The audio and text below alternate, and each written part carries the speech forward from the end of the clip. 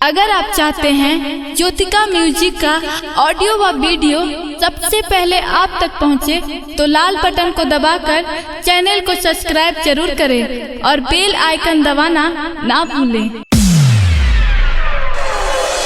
Recording by Jyotika music Ekangar सराय। Music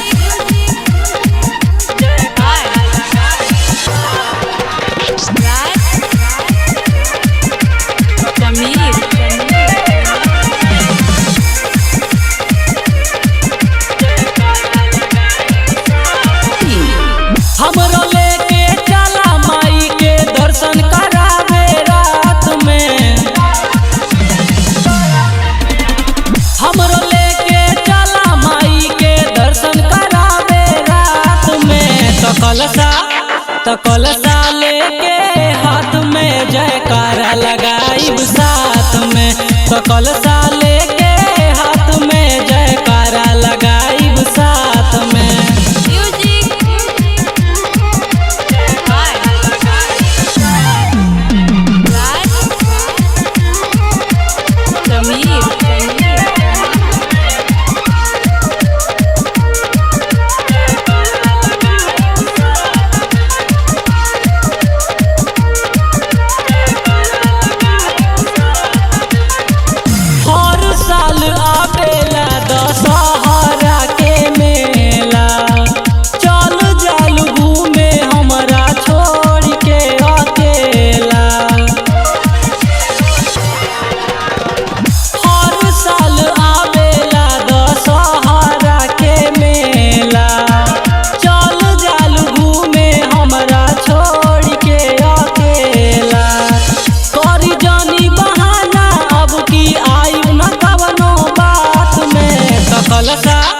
तो कलसा लेके हाथ में जयकारा लगाई साथ में। तो कलसा लेके हाथ में जयकारा लगाई साथ में।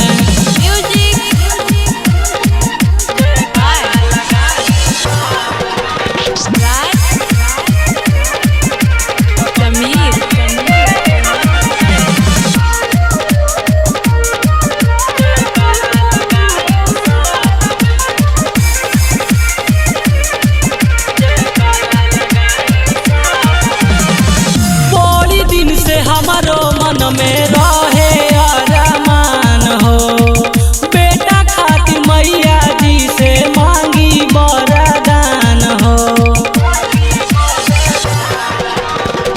बड़ी दिन से हमारो मन में रहे अरमान हो, बेटा खातिर मैया जी से मांगी वरदान हो। बाबे हमरा भरोसा बेटा दिए माई